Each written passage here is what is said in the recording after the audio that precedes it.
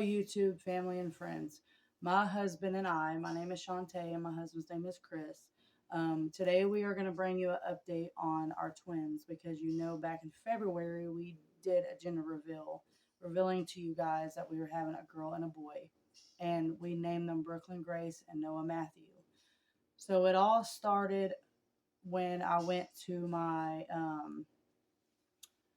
OB appointment here in my city that I live in, which is Fort Smith and Arkansas. I went to my appointment and we did an ultrasound on the twins and they were both fine. They both had a heartbeat, a very good heartbeat, and everything was good, so we were happy with that. Then the very next day, we went to my maternal fetal medicine doctor, my high risk doctor in Little Rock, Arkansas. And the ultrasound tech came in, did the ultrasound, and we had my stepmother on the phone.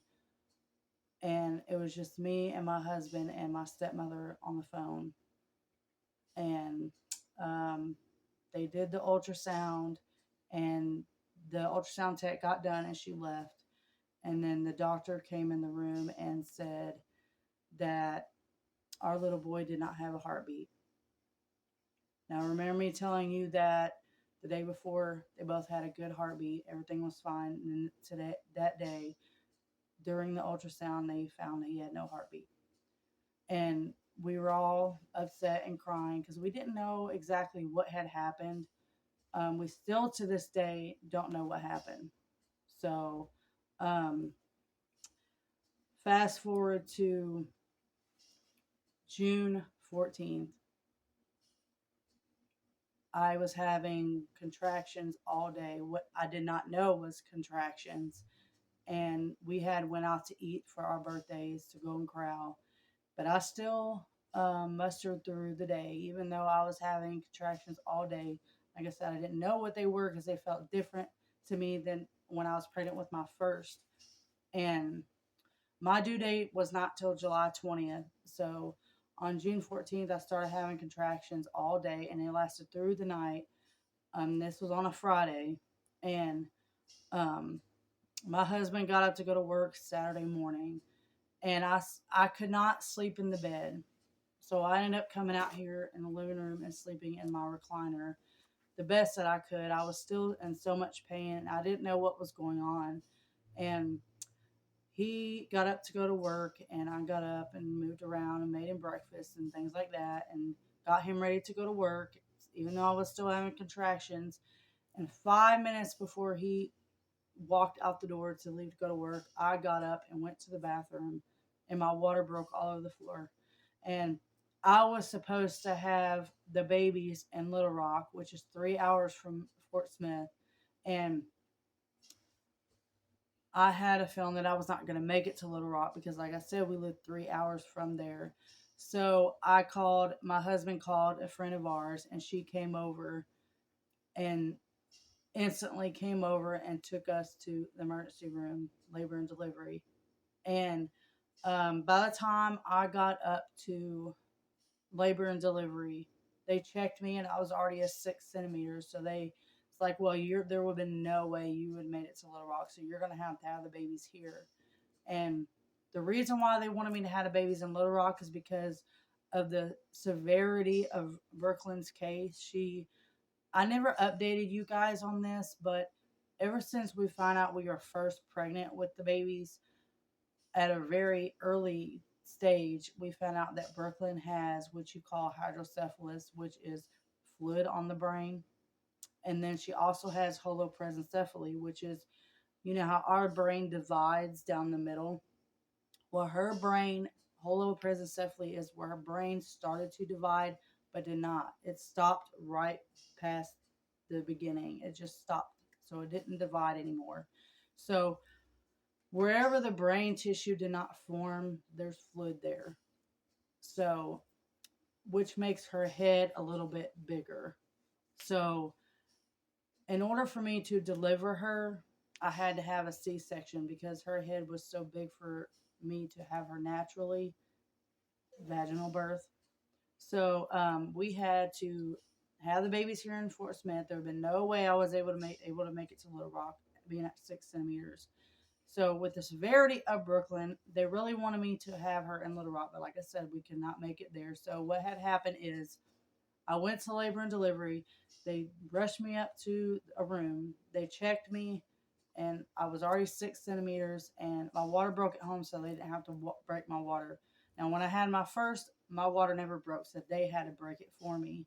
And um, when she was born, they had to use forceps to get her out because she would not come further down the birth canal. She just was staying there. So we had to have forceps to get her out. But with this pregnancy, Brooklyn's head was so big that I had to have a C-section. There had been no way to deliver her naturally. And so within an hour of me being at the emergency room, it was so many emotions for me and my husband because I was about to go back and have a major surgery within an hour of me being there. So they had to hurry really quickly because I was already at 6 centimeters. And if I would have tried to have Brooklyn with her head the size that it was, it might have killed me. So I had to have a C-section. I had no choice. It was either that or die. So, I had to do it. I just had to. So within 1 hour of me being there, they had me prepped for C-section. They gave me an epidural. They whisked me away and put me in the OR. It was so many emotions going on at the same time because I knew that I had to carry Noah from 30 weeks, knowing that he had no heartbeat, to when I had Brooklyn. I had no choice. I had to carry him with no heartbeat. And that was hard for us, specifically for me, because I knew he was in there and I knew I couldn't feel him kick or move anymore. So they whisked me back for the C-section. Within an hour, within an hour and a half, Brooklyn was here. Noah was born first, and they took him, and I don't know what they did with him after that because I couldn't see anything. But Brooklyn was born second. When they took her, I was waiting to hear her cry because the whole time I was pregnant, they were telling me Brooklyn's not going to be born alive. She probably will be. Um, she would probably die before I had her, and but that never happened. She was born alive, and they would tell me if she happens to be born alive, she won't last long after birth. So she was born alive, and every time I waited to hear her cries, and I kept asking my husband, "Is she crying? Is she okay?" And I was just concerned about her. And eventually, after a few minutes, I didn't hear her crying, and eventually, I heard a little cry, so I knew she was alive. I knew she was breathing, and um, so what had happened after she was born is Angel One is what they call it. It's like care flight for the babies. They had came and they took Brooklyn away. I didn't even get to hold her. They took her away and flew her to Little Rock. But I had to stay in the hospital for, I think, 2 days. And it was hard for me being here. She was all the way there and I couldn't hold her. I couldn't see her.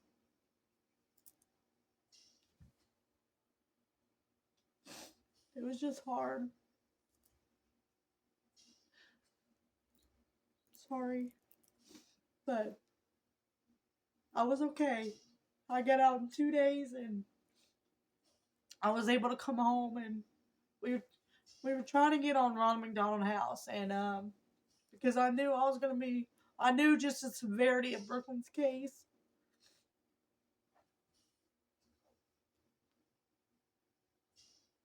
I knew I was gonna be in Little Rock for so long, and then I had my 2-year-old here as well, and I didn't want to be away from her because she's not used to being away from Mama. So I was trying to get into the Ronald McDonald House, so we got on the list there, and thankfully within a couple of days they called us and had a room. So the lady that took us to the hospital when my water broke, she came, and we all went to Little Rock, and I was able to get the room, and we were there for 2 months.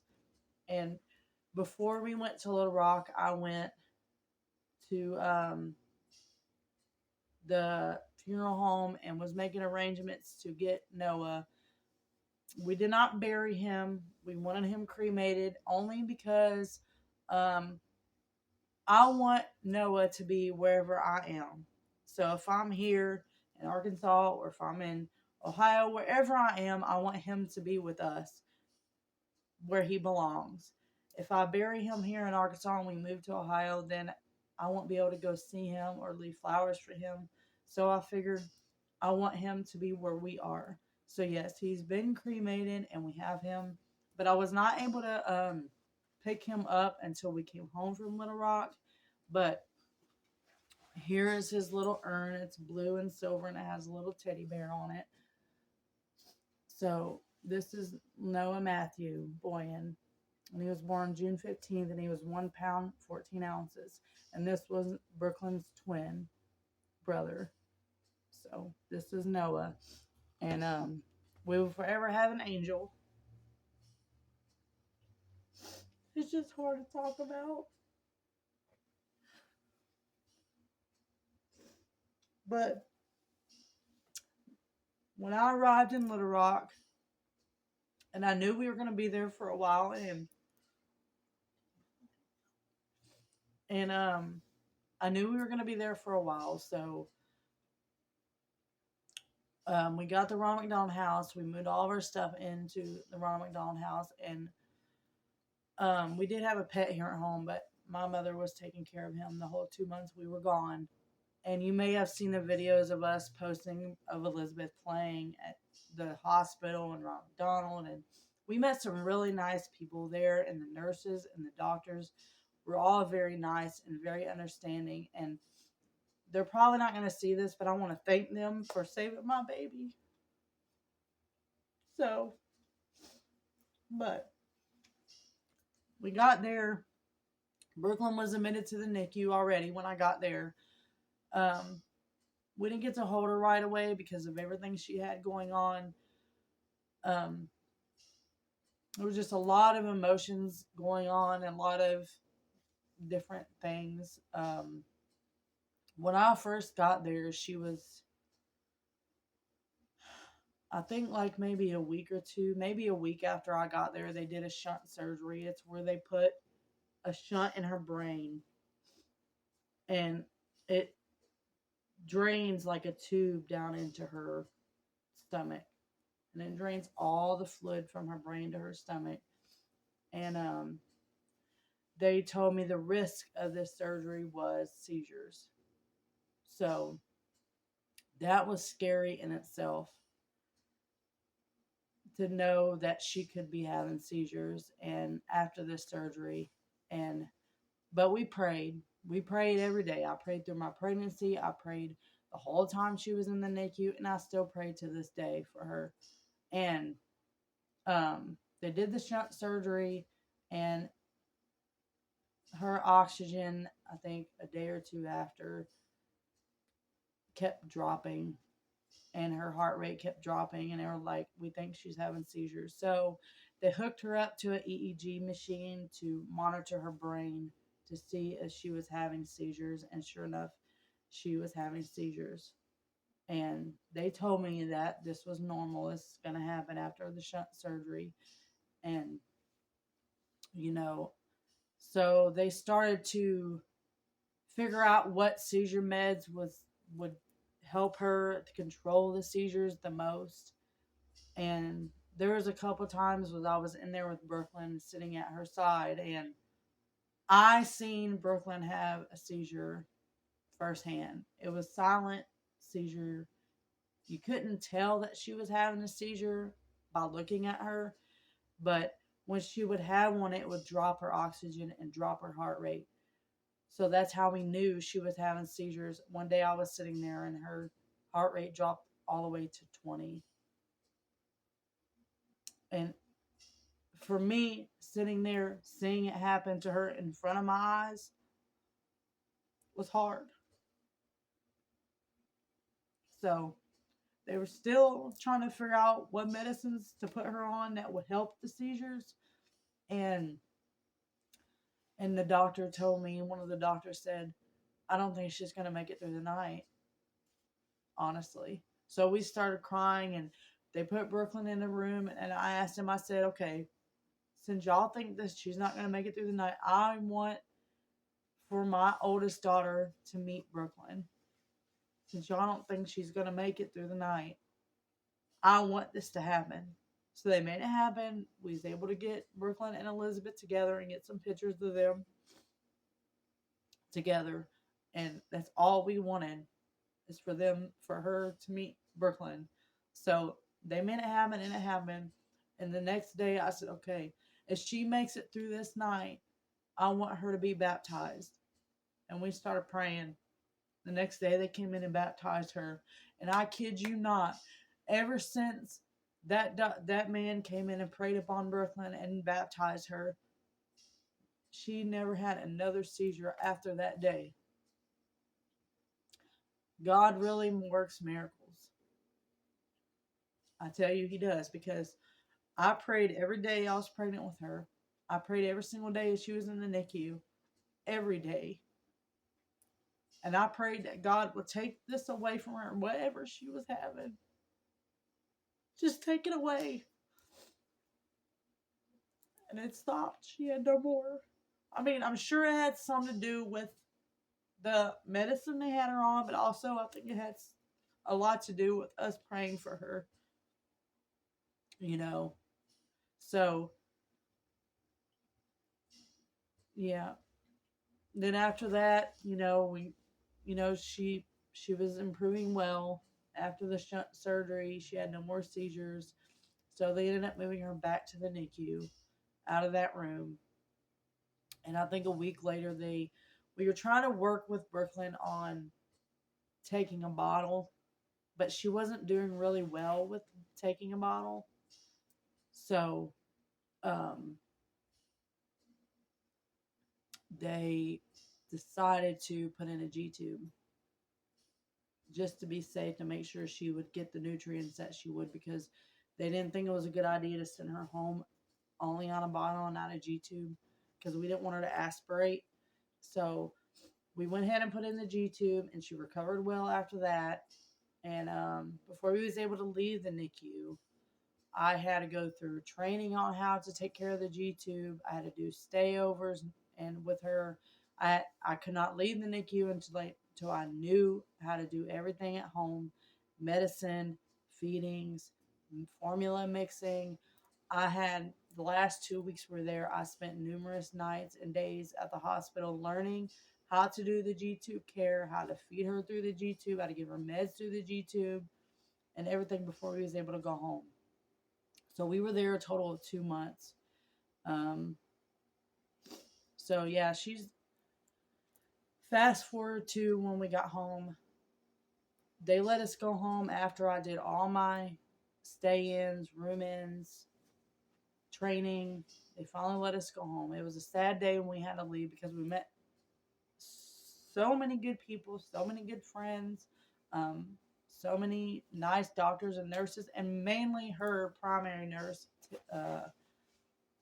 Almost said Tiffany. Mainly her primary nurse, Kelly. She was so sweet. She was so nice. She was so helpful. And we love her. And we still stay in contact with her today. So, and we just keep her updated on Brooklyn. And I'll, we're going to joke a little bit, because I told Kelly, I said, you're lucky we don't kidnap you and bring you home so you can care for Brooklyn at home. Because she was so nice. We miss her, and we love her so much. And before we left, we made sure we gave Kelly a gift to show her how much we appreciated her. So we gave her some candy and a picture of her in Brooklyn together, and a cup and a few other items. So we made her know that we appreciated her and loved her so much, and we miss her. And um, fast forward to when we got home, we had hospice care come and made sure that we had hospice care set up for here. So now that Brooklyn is home, she is on 1 liter of oxygen, and she's on tube feedings right now through the G tube, and I administer meds through the G2 for her seizures and anxiety and to keep her calm. At the end of this video, I will be inserting some pictures of Brooklyn of right after she was born up until now. So y'all can kind of see what she looked like when she was born and what she looks like throughout her few short months of life to now. Just so y'all know what she looked like at birth to now. So her head's a little bit larger than a usual baby. But as of now, she's doing well. She'll be 5 months this month, and I can't believe she's already 5 months. I can't believe in December she'll be 6 months. She'll be half a year old. And she's really not, she's defying all odds, guys. Don't lose hope. If you are going through something like this, just pray because it works. It works. She's not even supposed to be here with us. And I'm just grateful every day for her.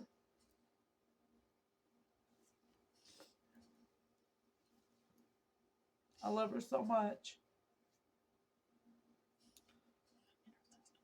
Yeah, and her sister, Elizabeth, loves her so much. And I'm just glad she's still here with us because each day, you just never know whether one day to the next if she's still going to be here.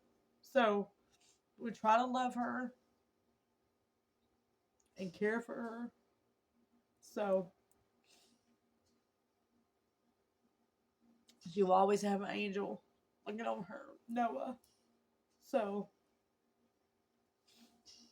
I just want to give you guys an update, but that's the update.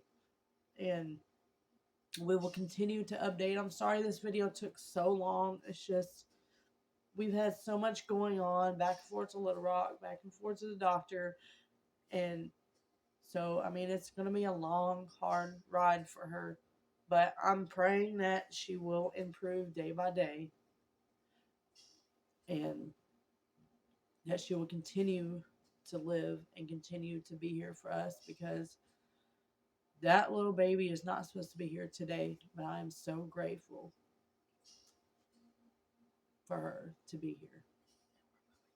And next year, we plan on moving to Ohio. So hopefully she will transition from here to there pretty well. I know we can't fly with her, so we're having to drive, and we probably have to cut that drive in half due to Brooklyn's conditions. So hopefully the transition from here to there with the doctors and everything will be a smooth transition, and we'll be able to get her to Ohio safely. So yeah, that's the update. I just wanted to give y'all an update on the twins since we did do a gender reveal. So we got Noah cremated, and we've always got an angel watching over us.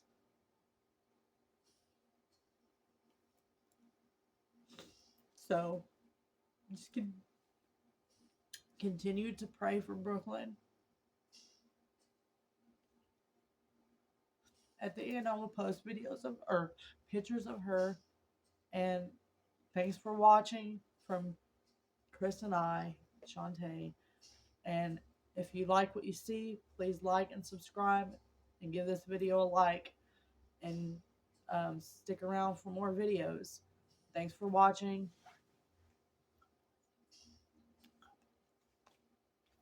I love you guys, and just keep watching for more videos. Thank you. Bye. Bye bye. I really try not to cry.